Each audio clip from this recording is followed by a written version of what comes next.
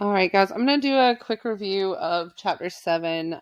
This is where we have multiples. Multiples are like skip counting. Those are like, say, if I did 2 times 3, the multiple would be 6. And factors, those are the two numbers that we're multiplying together to get our product in multiplication. And I really want to talk about divisibility rules because that's really going to help us determine if numbers are prime or composite much easier. A prime number is a number that only has one pair of factors, say 3. The only way you can get 3 but with multiplication is 1 times 3. 7 is also prime. 1 times 7 is the only way you can get to 7. Composite numbers are numbers such as 6. You could do 1 times 6 and as well as 2 times 3. So let's talk about divisibility rules. If I had a number such as 345, I'm going to go through each of these rules, and honestly, it's really just best if we can try to remember the rules themselves. It'll make everything a lot quicker. So our first thing we're going to do is check and see if it's divisible by 2. For the number to be divisible by 2, it would have to be ending with a 0, 2, 4, 6, or 8. It'd have to be an even number. This number does not follow this rule because it ends in a 5. That would be a no. If we're divisible by 3, then we are going to find the sum of all of our digits. All of our digits are 3 plus 4 plus 5. 4 plus 5 is 9. 9 plus 3 is 12.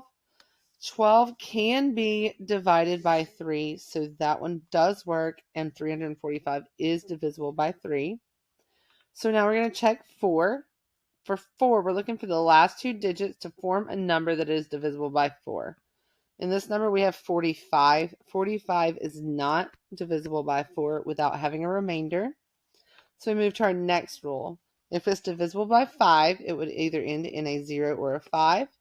We have a 5 on the end here, so that does work.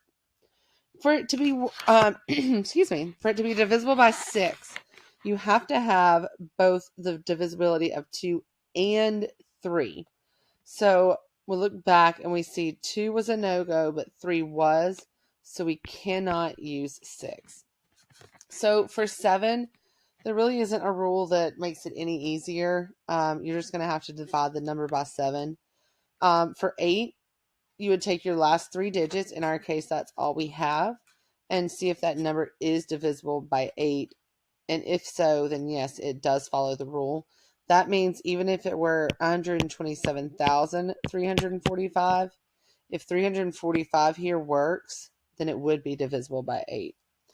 For it to be divisible by 9, we're going to find the sum of all of its digits and divide it by 9. We already found the sum of our digits. It was 12. We cannot divide 12 equally by 9, so that's also a no. And our very last rule is to, again, check that last digit and see if it ends in a 0 or a 5, and that does not work. All right, I'm going to do this one more time with a different number just to see what we come up with.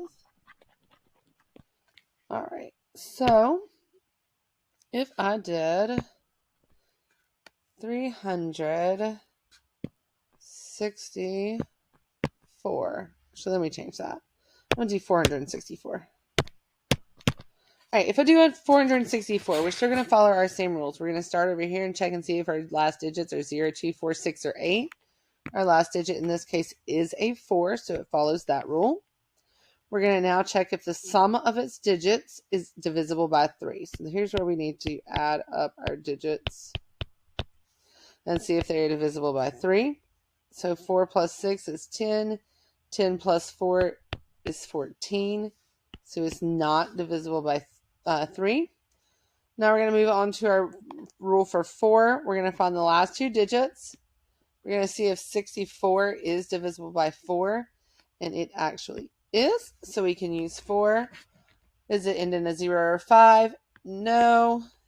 Is it divisible by 2 and 3? No.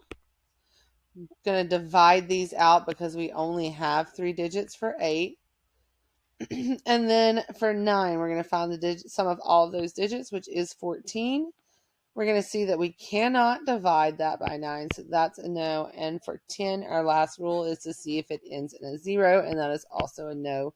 So 464, in this case, is only divisible by 2 and 4.